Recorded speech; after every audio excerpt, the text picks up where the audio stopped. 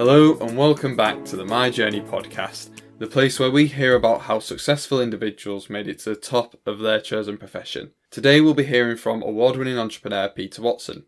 Peter is the owner of Distract, a digital marketing agency based in Lincoln.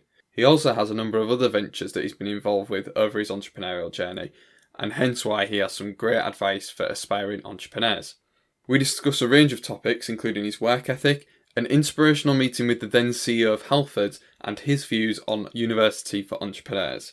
Before we get into the interview there, I just wanted to let you know that to keep up to date with the podcast and everything I get up to date today, you can follow me on Facebook, Twitter and Instagram at the MJ Social. Also, if you're looking to take your social media to the next level, whether that be a business or a personal brand, drop me a message to find out more about the social media strategy, management and training services I provide.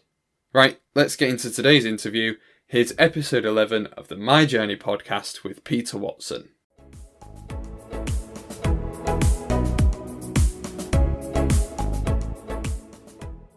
So welcome to the My Journey podcast, Pete. How are you today? Really good, thank you. Thanks for having me. That's good. So what we're going to do is we're going to go right back to the beginning and we're going to work through your career to where you are today and hopefully learn some things from you. So education, what was school life like for you? It was really good, and I'll tell you the reason it was really good. My dad was a teacher and a head teacher, so he always kind of instilled sort of like, you go to school, you learn, you respect the teachers, you do a good job. So I was always kind of respected teachers, always kind of loved the educational system. The bit that I didn't particularly like is I wasn't amazingly talented at school. Like I was an average student, so I'd get like the C's and low C's, and if I was doing a B, I'd be doing amazingly well. You know, so I wasn't like a massively intelligent lad, but like, you know, in terms of the school system and respect, yeah, absolutely. My dad kind of made sure that if I was doing well, that was fine, but if I wasn't, he'd have a word with me. Do you know what I mean? So yeah. And was business a passion at that age, or were you into sport? So I loved football at that time, loved running. I still run a lot today. And the one thing I really wanted to do, especially when I got into secondary school and college, was be a pilot for the RAF, is what my actual aim was. And I remember knowing I had to get 2 A levels to get into the kind of the Air Force pilot training program. Right, okay. So all I did was aim for these 2 A levels, which later became an issue when I started out in the world of business and went to university, because I realized I needed 3 A levels to get to university. All right. So I had to go back and study for another A level in my own time while working at Halfords and doing projects on the side. So yeah, so my kind of aim and ambition is always dotted around, but the moment that I fell on marketing and fell on business, it was kind of like there's no going back. This is what I love to do. Yeah, I feel the same actually. Absolutely, yeah. And obviously, you say you're interested in sport and stuff. I'm assuming you've learned quite a bit from that over the time. Is it like, or were you quite individualistic or more team sport? So football was the thing I played mainly when I was younger. I played a lot at my small team called Royston Eagles, and then when I went to men's football, I think it was at 16, I remember I'm a skinny lad, right? I'm a small, skinny lad. So I was playing against these like butch 32-year-old men who would just go through you, you know, if you had any chance. So I always knew I had to kind of stand up for myself and kind of like put myself further forward. And that's one of the things I learned when I was playing men's football at such a young age, is that, look, these guys are bigger than you. Maybe have got more experience than you, but if you try really hard and you don't hold back, that's the best chance you've got. And I think there's some elements of business you can take from that. You know, maybe you are just starting out, maybe you are up against the big brand of all the resources and all the money. But if you try really hard, you work and you focus, you can always take it head on as well. And you said there about you had to go back and restudy for another A level. Was that at like an adult education kind of thing, or just back at school? So I can't remember the years and ages very well, but like I did at AS level, I did maths, history, electronics and business. I failed electronics, I failed maths. So when I went to my A levels, I continued with business and history, and then I had to take up another AS level, so I took up economics. Right. Okay. So I came out of A levels with 2 A levels and a AS level, and then I had to do an AS level to A level to get to university. Right. So then I had to study the economics on my own time. Right. Okay. Which is a ball ache, because I genuinely can't sit still or focus, so it was really hard. You said you were working at Halfords at the time. Was that just literally to earn some money? And yeah, so here's the thing. This is, you know, going back to kind of my upbringing. My dad worked really hard. My mum died when I was 7, so my dad was the only kind of guy that was going to make any money. So he had me and my brother to bring up, and you know, we didn't have loads of cash sloshing about. So when I lived in Cambridge, so my friends are, their parents are in a decent chunk. They're getting cars paid and bought for them. I remember one of my friends bought a car, was scammed by the seller because it was a Category D car, and his mum went and bought him another car. So we had 2 cars. So my friends were always quite well off, and again, it was always taught to me to go out and work and earn for your money. So while they were chilling and driving their nice cars around that cost $6,000 each, I was working at Halfords. And what I used to do was I would go to college, and then in a 2-hour break, I'd work at Halfords, and then I'd come back to college. And then when I finished at 4, I'd work at Halfords till 8, and then I'd come back. And my days were always very long. And I just worked. Bought this car for, I think it was $2,000, insured it, and then I remember a year later, I parked it out the front of my house, and someone drove into my car when I wasn't there and dented the whole door and drove off and left a note. And I remember seeing it, thinking, at least I left the note, and I rang up the number. It's a fake number, and I had to repair the door. So, it's always been a bit of a battle, to be honest with you. It's not been kind of plain sailing from the start, but I truly believe that without those sort of small issues along the way, it builds into a bigger person. I'm all for the adage of, any kind of knockback is always just teeing you up for a big comeback. So, I've always been the idea of, don't get too disheartened by when bad things happen to you, because it's just preparing you for the next stage. And that's been through my whole kind of career.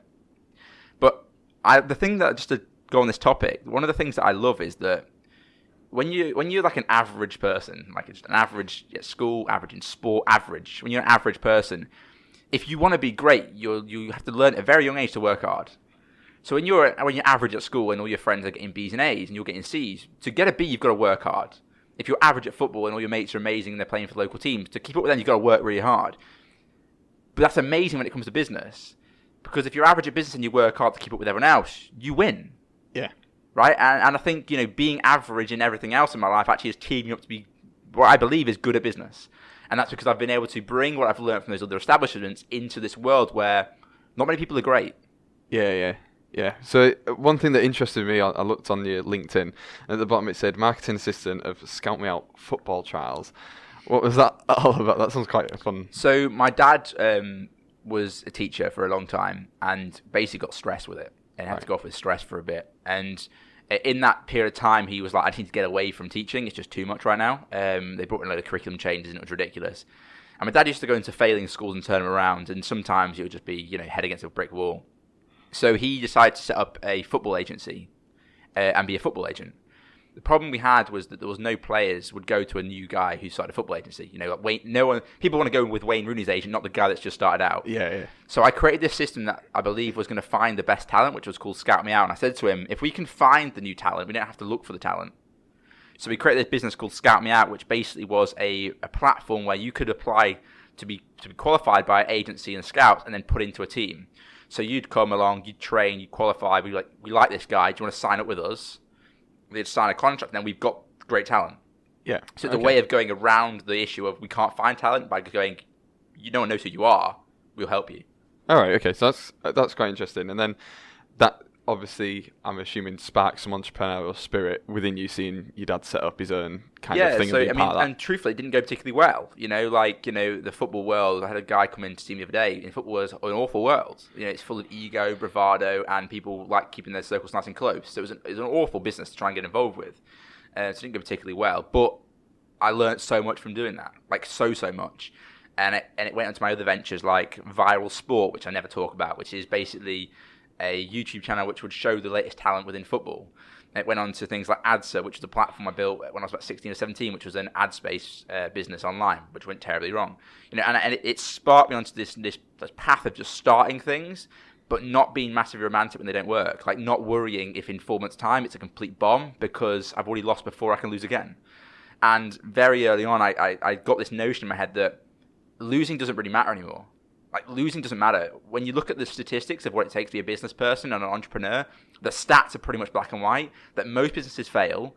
But if you try enough, it's something like 9 out of 10 businesses fail. So in my head, I'm thinking, well, I'll just start 10 businesses then. All right, yeah. Right? And I think, as long as you don't take the losses personally and you move to the next one with the same enthusiasm and the same grit, the same determination, I'll lose 9 times if I can win the 10th. Yeah, so eventually it did pay off because you started the Just Audio shop. Yeah, and that went really well. Which is like a typical e-commerce business in the fact that it was built on ad revenue and things like that as well.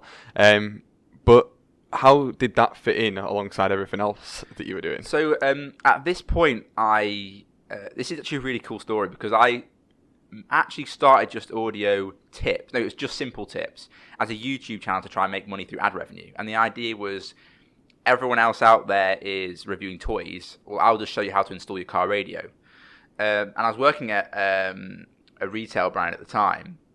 And I realized that the only guides that people had was these guides on paper. It was like Honda Civics come in, this is how you remove the radio. And it was all on paper. I thought it was ridiculous. So me and my mate went and just filmed removal of radios and we put them online for free. And I realized that the ad revenue wasn't that great. So I was like, what's going on here? And then the largest cable manufacturer for parts once you install the radios got in touch and was like, I got in touch with them. I can't remember how it started. And was like, we want you to do it for us. But we won't pay you much. But we'll give you access to products and stuff. And I was like, that's a bullshit deal. And I instantly realized that if this big brand is coming for me for endorsement, why don't I just make the brand myself? So I created Just Audio Shop, which basically was the sales arm of Just Simple Tips. The idea was 15,000 people every day are watching my videos. If I tell them what parts to buy and you can only buy it from my shop, boom, done. I'm buying these products at, let's say, £1, £2 each. I'm selling them at 15 quid, 20 quid each. And when you get 15,000 a day, it doesn't take an expert to figure out that if you get a reasonable percentage conversion rate, you're onto an absolute winner. And that one business funded all my other businesses. Like I'm doing this before I went to university, probably like 17, 18 maybe. This is now paying me through university. Like this business, in terms of giving me opportunity, was the one. It wasn't making a huge amount, probably making me just about a living if I wanted it to. But when you're making a couple of grand a month, you don't have to. You can take punts. You can put a grand into that. You can put 500 quid into this. You can try this next thing. You can do this. You can sample. It took away any risk factor. So when I'm at university in my first year, I'm quickly known as the business person on campus, right? Because I'm just getting involved with everything. Like anyone who's starting a business, I'm meeting them. I'm the president of the business society. Like I'm meeting everyone who's involved with business because I know that if I can make myself the business person on campus, any business opportunity will come to me. Yeah. So, Brad, my business partner now, met me at university. He was my freelancer I used for all my products at university. I needed a brand doing, Brad would do it. I needed a website doing, Brad would do it. Everything that was creative or development related, Brad would do it for me. So essentially that just rolled into what we're doing now. And we went through loads of little projects together. I had dating apps, I had discount apps, I had them all going out. But the reality is that everything rolled in to what is Distract today. And obviously you said there you had a successful business that was kind of paying your way through university. And I believe you're quite passionate about this, but why did you choose to go to university? There's quite a lot of people who would have gone, I've got something here. I'm not carrying on with education. I'm going to go. Well, when I was at, I always had this business drive from about 16, 17, 18. But the truth is, I never really thought I could do it. Like, this sounds weird from the rah-rah man I am today, but I never really thought it was going to be possible. I always thought that it'd always be just about getting by, just about making it. So I always had this idea that I wanted to go into marketing because I love marketing. And I did some work at Halford's head office. That's a different story in itself, so how I got that meeting. But I got a meeting with the CEO of Halford's, Matt Davis. And he looked at me dead in the eyes and said, I think, you've got a chance here, basically, in nice words. Just go do it. And that wasn't like the inspiration, but it was kind of weird to hear someone who's literally, he was the CEO of Tesco not so long ago, like this crazy guy saying, look, just go do it. And I just kept trying other things, and then it kind of just, I would say I'm a fluke of an entrepreneur. I'm a guy that's just tried really hard a lot of times, and one of them's worked. I don't know if I answered your question, but like, I kind of went to university because I thought it was the next step. My friends had gone 2 years before. I was just hustling for those 2 years. I just tried a lot, and one worked. But you're right when I say I'm passionate about this, because I really am. 90% of entrepreneurs will say university is a waste of time. I say university for entrepreneurs is a good thing because it gives you 3 years to fail and try to potentially win.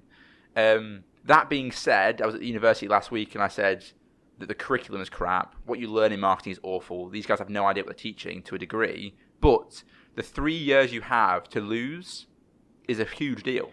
Yeah, because while you're there, if you fail, it's not as big an issue. You can lose for 2 years and 10 months. But if you win for the final 2 months, you win. Yeah. And that has been the headline of my whole entrepreneur journey so far, is that you can lose every single day, but on the 7th day, if you win, you've won. we live in such a small, minute game where small things can make a huge difference. Right now I'm launching an artificial grass business called Wayburn, right? Will it work? Don't know. I'm hoping so. But I'll tell you now, I've been so vocal with us creating this brand. If it doesn't work, I'll openly look into a camera, I'll stand on a stage, speak to people and say, didn't work. Because I have no disrespect for myself when I lose. I have respect for myself for trying. And that's the big difference, I suppose. That's a really good message to get across to young people wanting to get into enterprise, because I think there is a lot of pressure on people that you have to succeed, and if you don't, there's a lot of people looking at you, waiting to take that dig and say, why didn't it work? That kind of thing. All we ever see on TV, on stages, on YouTube, is the guy that's doing a great job. All we ever see is the success. No one's ever standing there and going, I've had a shit year. It's been awful. I've lost this much money. I nearly had to close the thing down. It's been awful. No one does that. That's the reason I hired Sam. Sam is a full-time cameraman just for my content. And he puts out 2 vlogs every single week showing the journey. We have a vlog called Inside the Journey. It's literally a vlog that just shows the journey. It shows the projects. It shows the staff leaving. It shows staff joining us. It shows client wins, client losses, the whole lot. I believe so much in this, that the journey is a long path. Like your podcast is all about this. It's a long, long path, ups and downs. And if we only show the ups, we won't inspire the people that get the losses. And it's very important that people who have the opportunity can show there are losses as well on this journey. Yeah, definitely. So then we come on to the main part of probably why we're here today, which is Distract. How did that come about? You mentioned it came through a business partner that you've met at university, but how did that conversation start? So I have another business called Remsop. It's basically I've said I'm going to buy a house with cash through that business, through doing side projects throughout my whole life. A lot of the profit I took out and put into Bitcoin, which is where I'm going to have to get the house from in cash. But the point is, I was doing this thing called Remsop, loads of little side businesses all going through this company. And I met Tom, who works for us now. He was also at university with us. And he was doing some work at another marketing agency. And I was like, how do fees work for marketing agencies? And he was like, oh, it's like $1,000 a month and we'll do the email and their SEO. And I was like, for $1,000 a month? He's like, yeah. I was like, nah. 3 days later, I built a website called Remsop Media. And I launched the social media advertising side of the business, Remsop Media. Then I thought, that name is a bit too corporate. I'm not a corporate guy. So Brad, who's now a business partner, was doing some freelance work for an agency called Cheeky Imp. And it was just him and another mate just doing some design work. And I said to him, I like the name Cheeky Imp. Can I buy it? And he was like, I don't think the guy's going to sell it, Pete. I was like, fine. I was like, how about Chatty Imp? He goes, yeah, that sounds good. So I bought the logo off this guy for 50 quid, called it Chatty Imp. And I was paying Brad, fucking £10 an hour or whatever. It was £5 an hour. Nothing really to do work.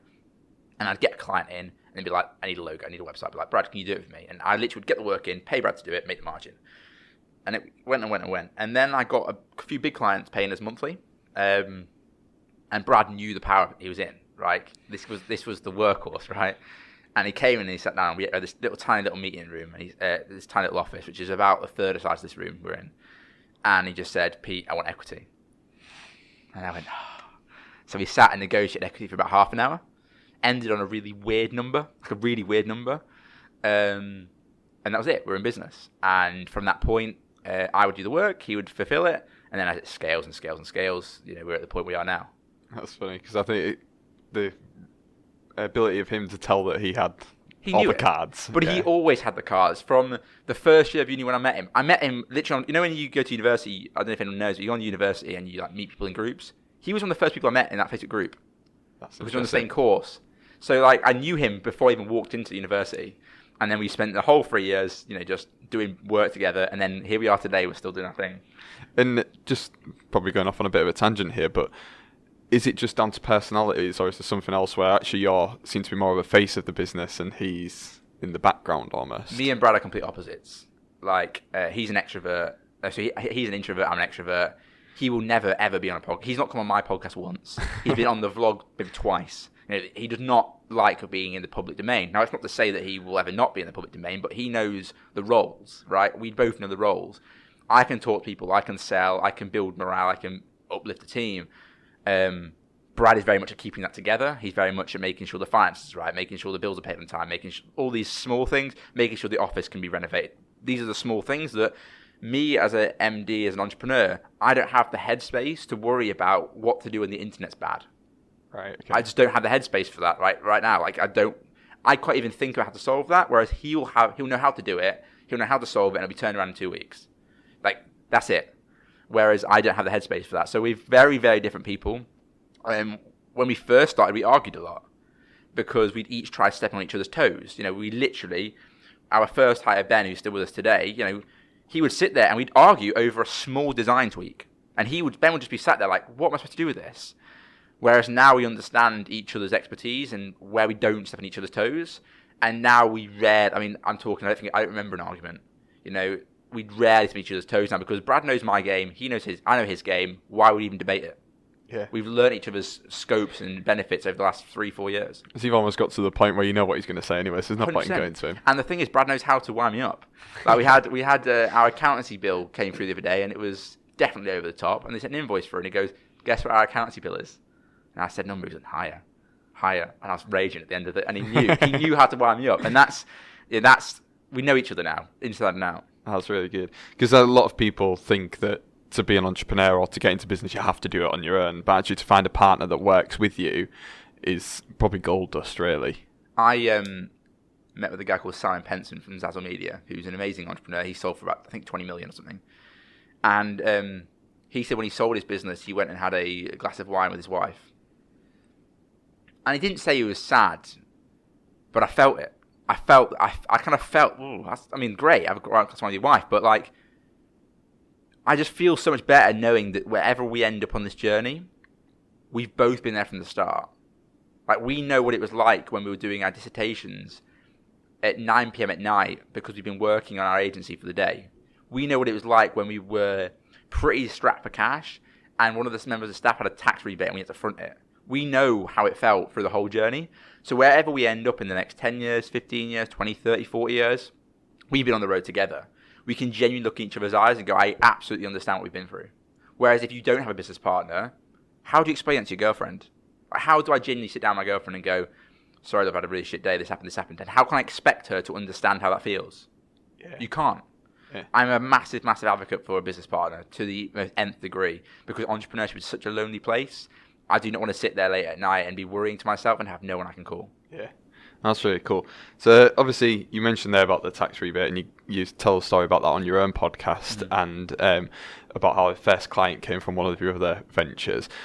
Obviously they're the startup kind of things, but after that, when you've kind of got the foundations of something, how do you then grow it into what, we're here today in your new offices that you've been in for 5 days are absolutely huge, a beautiful place, numerous members of staff.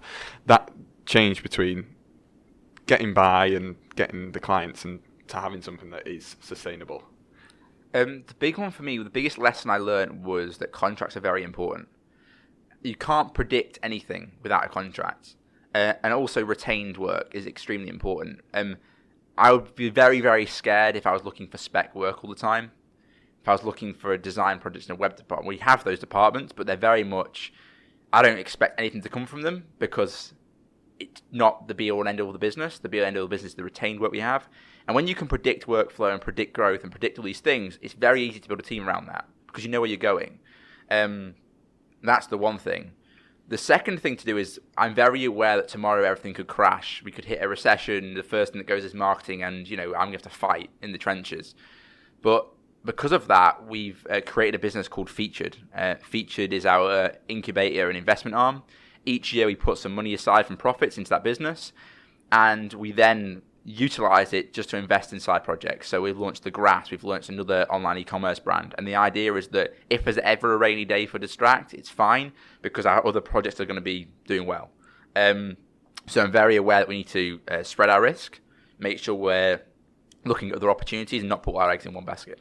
And you said about that incubator, you're based in Lincoln.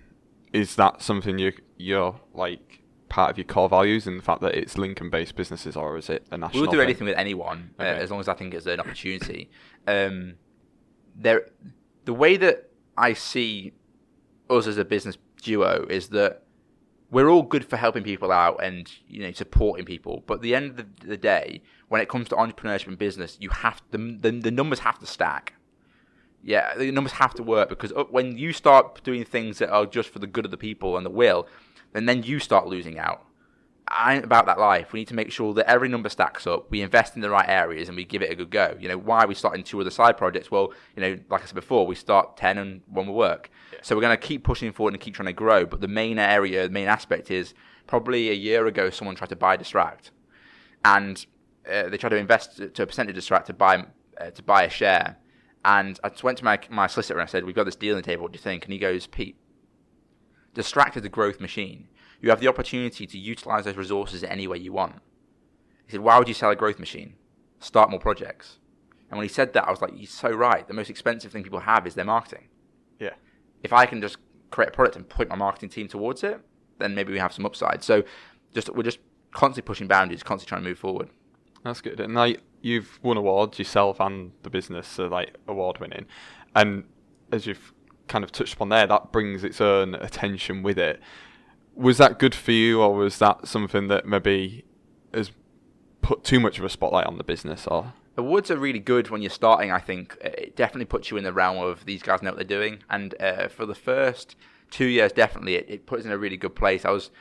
You can almost guarantee that you're going to be growing the business through awards, especially when you do it locally, because then everyone knows you're the local guy that's going to smash it. The issue that I have with awards now is that we won Best Digital Marketing Campaign 3 years on the trot in Lincolnshire. And Brad actually said, I don't think we should go for it again. They're going to be actively against us. The 4th year, we didn't win it. A campaign that shouldn't have won it, I think, personally. So I think you can flog a dead horse too long. Do you know what I mean? I think you can do so many awards that the award people get bored of you doing the awards. Yeah. So it's I'd say be very, very careful that you don't just do awards for award's sake, that you do it for an actual reason. So, when you're starting out, hit the local awards massively. When you're in the middle category, go for the national awards.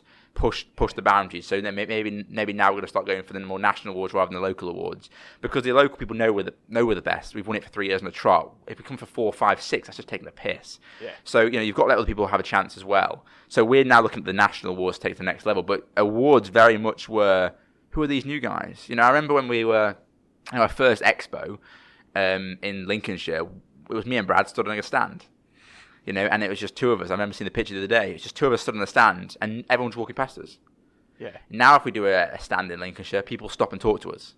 Right. Okay. People are looking for you. Correct. We built the presence so well in this area that even the other agencies know we're the best. I think that's one of the. If you're building an agency, your aim should be the core of it should be that other agencies even know you're the best. Yeah. If someone working at another agency is going to sit in their agency and know that we're better than them. That is the core of every agency. You have to be so good that even the competitors think you're better. You want their staff looking at you for best practice. We had a girl, and I won't say the name, that came for a job interview here, and I offered her the job, and she genuinely said, I don't think I'm good enough to work for you. Wow. Because she said about all the videos I see online, all the sudden, and I said, no, we're choosing you. You're good enough for us. Yeah. But that's huge. Yeah. And as well, just going back to the awards thing, it's one of them where you've got to pick the right awards as well, because I listened to another podcast, and they say they're an award-winning podcast, but they've set up their own award and give it to themselves. Love it. Because there are so many awards out there nowadays, and you do sometimes look at businesses and go, what is that you've actually won? Is it anything relevant to your business? Whereas, like you're saying, if you're a local business, get a local award that shows you the best. It's very easy to win awards. Yeah. It's very award-winning almost means nothing now. Yeah. It's very easy to win awards. The ones, you got to look for the notable ones. Like, I was up for, I think it was the Great British Entrepreneur Awards, which is the one by NatWest. Right. Yeah. I was a finalist for that one. That's a big award. Yeah. But equally, I said to the PR boys, I'm up for some awards that are like, almost if you show up, you'll win it. Yeah. You've got 2 ends of the spectrum that you kind of have to get away with. And you said there about you were up for a pretty big award in terms of entrepreneurship, and we mentioned earlier how you're the face of Distract, pretty much. You've clearly built a personal brand. Is that something you're building with this idea of leveraging outside of Distract? Is that the long-term goal with this? Yes, but I also believe that it's the easiest way to grow an agency is have people at the forefront of it. When someone comes to an agency, they pay a service, but they're actually paying the team. They pay the faces behind it. That's why we hired Sam. I truly believe the best way of doing it is to just show people what goes on in an agency. And one of the biggest ways to get revenue from an agency perspective is doing speaking events. Go and stand on a stage in front of 100 people, act a bit rah-rah, give some good points away, and you'll get 20 leads. That's just that's the metrics. 10 will flake, you'll get 10 meetings, 4 will convert, 5 will convert, you get 5 new business from 100 people in a room. So the stats stack up from the speaking events. So yeah, that's one of the reasons. If you build a bigger personal brand, you get more speaking events, therefore you get more business. But also I want the opportunities to get into other people's businesses. Like, I really, really want to get into I think the accountancy space right now is really interesting. I think there's a lot to be done in the accountancy world. I think anything that you can scale a consultancy business at is going to make good money. Yeah. So anything where people are used to paying for a consultant, if you can scale that as a business, you'll make good money from it. But then, so that's one area I'm looking at. The other area is brand. If you can build a brand, you'll make good money as well. The bit that I'm seeing not working too well is when you build a online retailer that has no brand. Because all you're doing is competing with margins. And the people that are bigger than you will have better margins, therefore they can really squish you right out of the whole thing. That's one of the issues we have with one of our businesses right now, is our margins just get absolutely crushed by the big players. And you stand there and think, what's the point? Yeah. You're making revenue, but you're making nothing on the revenue. So Wayburn is the premium artificial grass brand. There'll be no one more expensive than on the market. We're investing in every single brand touch point to the nth degree. It's going to be the best grass. It's going to be the best quality, best customer service, etc., etc. So brand and consultancy are the two areas I think are going to have the biggest upside. But yeah, so back to your question. Yes, I'm building a personal brand for that reason. And you said, well, you touched upon it there as well. Like, you've been doing some speaking gigs and stuff like that, and I spotted that you've been doing quite a lot at university. And you've made some quite controversial points. I noticed recently you're doing like that recruitment thing with trying to get people to rip up the CVs pretty much. What are you finding now going back to the universities and doing speaking gigs? As someone who's been through the university system, has been an entrepreneur, employs people, what are the key takeaways for people at that level that they should be thinking about? No matter, like, even if it's not business, if they just want to go into a manufacturing job or whatever. Fine. The biggest issue that university students have right now is they're all entitled. So they'll go to university, they'll do their 3 years, and they'll come out and expect a job. Like, genuinely is the issue. They just expect a job. They think, I'm in 50 grand of debt, I've done my university degree, now I deserve a job, and it's just wrong. They're all coming out, marketing, they're all coming out with average qualifications. They're sat next to 10,000 people across the UK, maybe more, that are doing the same course. None of them can run, broadly speaking, anything other than the theory. So they're coming out with no actual practical ability, with all the bravado that they deserve a job, and they're expecting to walk into their dream job on a stupid salary. It's mind-blowing. If I was a student right now, I'd be literally out there trying to find a weird niche that I can dominate. I've said at a talk the other day, TikTok, just dominate TikTok, learn everything just about TikTok, and then walk into an agency. You'll be given a job tomorrow, because no one knows that stuff yet. So it's very much an entitlement game. That's the first one. The second one is the CV thing. You're absolutely right. I said last week about CV. I was on a panel and this guy was like, oh, just send a CV. You'll be surprised who says yes. And I was like, bullshit. That's the worst advice I've ever heard. We have thousands of CVs that come through here. And do you know how many I read? 0. Yeah. I go on there when I need a job, or Brad goes on there when he needs a job, and he'll log in and he'll go, yes, no, yes, no, yes, no, yes, no, yes, no, and left with 20. Then he'll look at 20. CVs are the worst way to get a job. You've got to get in front of the person you want. So I said this at a talk, and I received 2 direct mails straight after, one of them which was a massive box with 3 helium balloons. Bottom of the box was a shredded up CV, because obviously I hate CVs. And then it had a USB saying, can I have a coffee? Yes, he can. Yeah. Yes, he can. He's coming in on Friday. That's brilliant. That is great. And I think as well, from my experience, coming out the other side of university, that actually the title graduate can actually hamper some people. So like, this idea of graduate is basically another word for entry level. And if you have done the work and you have got experience and stuff like that, you actually end up taking a backward step in terms to be a graduate. It's a backward step because you've already got experience. And I think the recruitment world will shift, especially as people talk more about 0-hour contracts and stuff like that, and people have more than one job. But yeah, I definitely agree with what you're saying about being a specialist as well in a niche area, because it just sets you apart from so many people. It's like on my course, I think I had like 200 people on a business course. That's at one university, one cohort. Like, it's crazy. And then also, just on the speaking side, how did you get to a point like where people were like, come and do this, come and speak for us? So everyone forgets. So that's the point of why Sam films everything. People just expect you to walk out one day and have 10,000 people standing there clapping and cheering your name, right? I haven't got that far yet, but that's what everyone expects.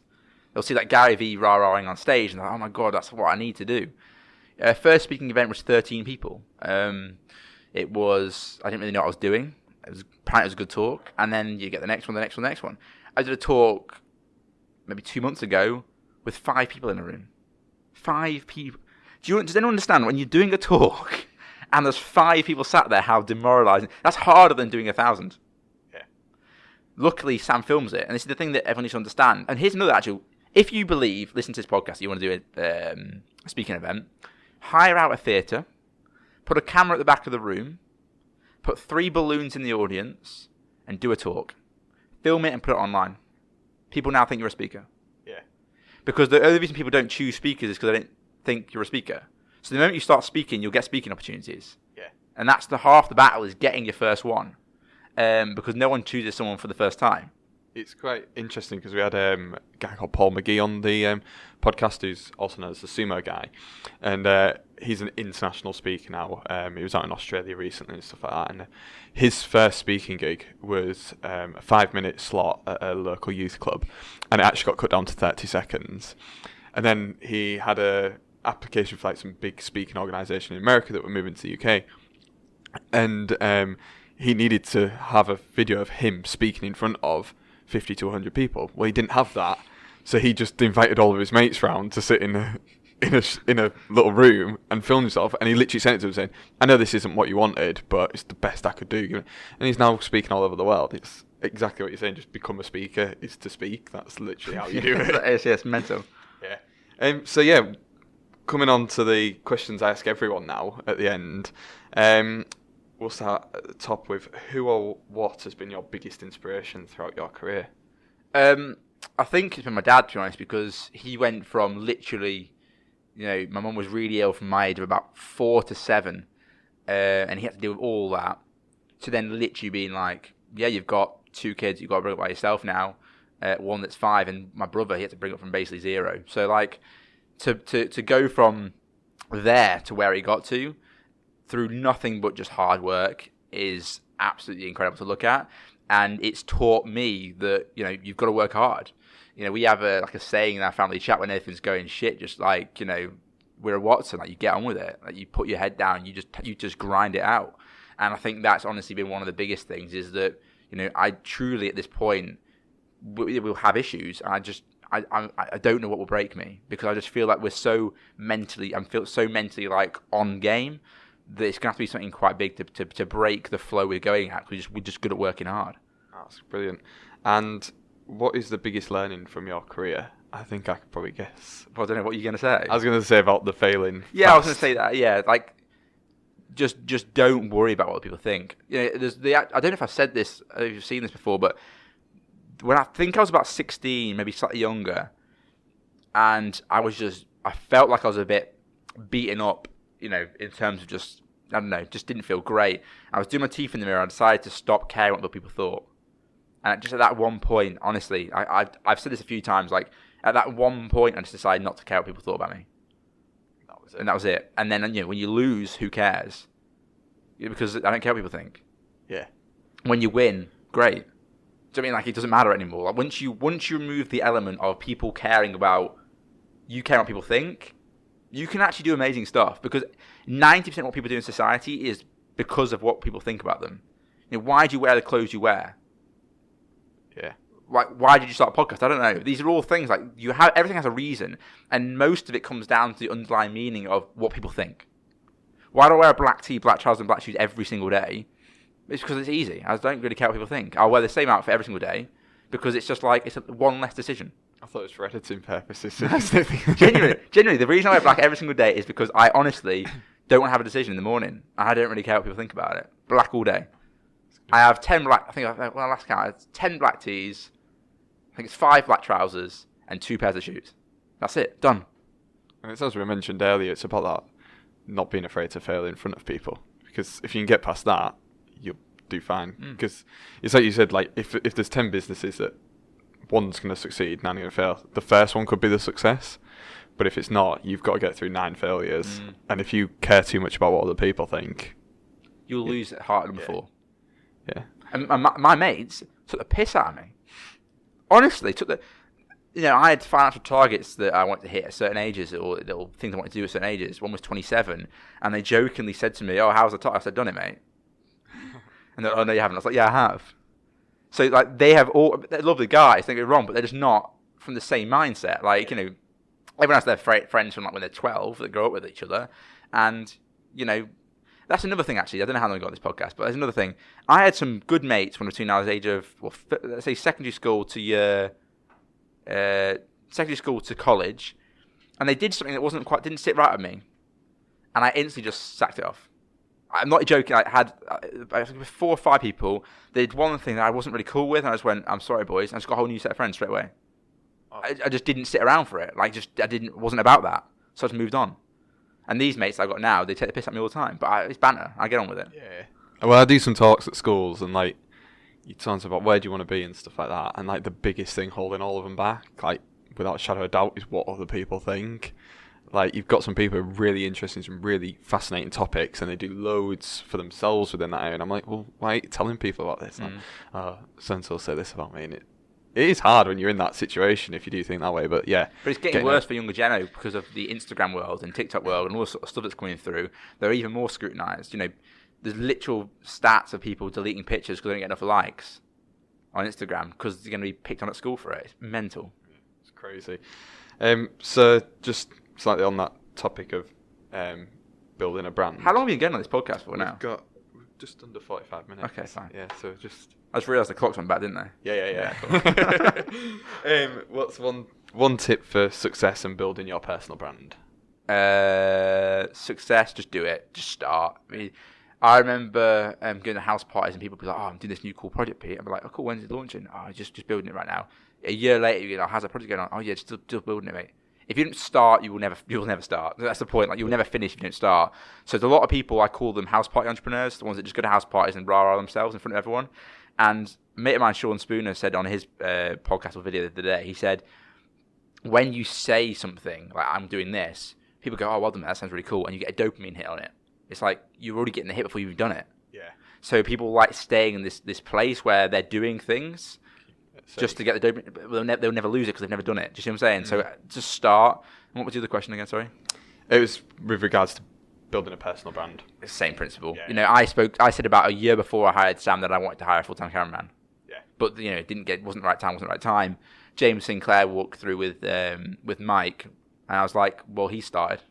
The next day I rang Sam. Said, "Do you want a job?" He was like, "Yeah." And then the last question to round it off on a nice positive note is like, what is the best moment in your career to date? Probably walking into this office. Just last week. Probably. Because you get so much shit. No one will understand this in this podcast, but the room we're in now, honestly, our first office was smaller than this room. Yeah. It's probably a third of the size of this room. I had 4 people in it. You had 1 person there, 2 people here, 1 person here. You had 4 people in like this size. So when you're in a meeting room that is 3 times the size of your first office, yeah. When I didn't see this getting done up until it was done because Brad sorted it all out. When I walked in the first time, I was like, "What have we created?" Yeah. My tax advisor came in the other day, and he goes, "Wow, Pete," because he knows where we started. Yeah. And people will see things or listen to things and go, "Oh, he's done all right for himself," or "Oh, he's done it." Everyone starts somewhere. I remember sitting in Cafe Nero, and basically paying for the rent by drinking coffee so I could sit there longer. I remember where I couldn't tell people. I had to meet people in Cafe Nero because I didn't have an office. I remember it all. And then now, it's just mental. Yeah. So that I would say probably last week was probably one of the biggest. But each point you go through a stage, each point has its own win. So you've always got to win at every point. I can tell you actually, probably one of the biggest highlights was probably paying my first salary. Yeah. Do you know what I mean? Because I wasn't paying myself at one point, and I was paying all the staff. Luckily, university was getting me through it, right? But I remember when we left university, we had one more bit of money coming from the university to live on, and after that, I had to fend for myself. And I looked at the bank balance, we're going to have to work bloody hard this month. And at the end of the month, we took my first salary. Yeah. That's mad. It is taking that time out to look back at them things, because I work in a space that's full of freelancers, and like no one ever takes that time out to pat themselves on the back and look at it. Like I did my 1 year of freelancing. My celebration was actually at 15 months, because I've just kept putting it off and putting it off. And that's the kind of thing, is actually just take them moments and say, look at where we are, is really valuable when you're in the world of business, I would say. But yeah, thank you very much for being on the podcast. One last thing, if people want to find out more about you, how can they find you on social media? P Watto on Instagram, PWATTO, PJ Watto on Twitter. And what do you want to promote, Sam? YouTube. Search my name on YouTube, Peter Watson, and there's literally loads of content. Yeah, brilliant. Thank you very much. Thanks, guys. Cheers.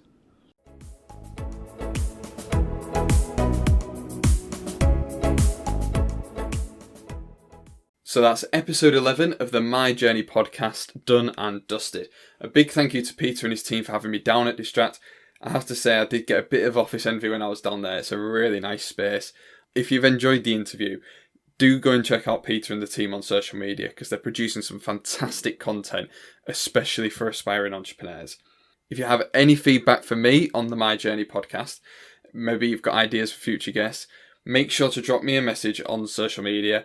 You can find me at the MJ Social on Facebook, Twitter and Instagram. Also, if you could follow the podcast on whichever platform you're listening to this on and leave a review, that would be absolutely fantastic. Until next time, thanks for listening.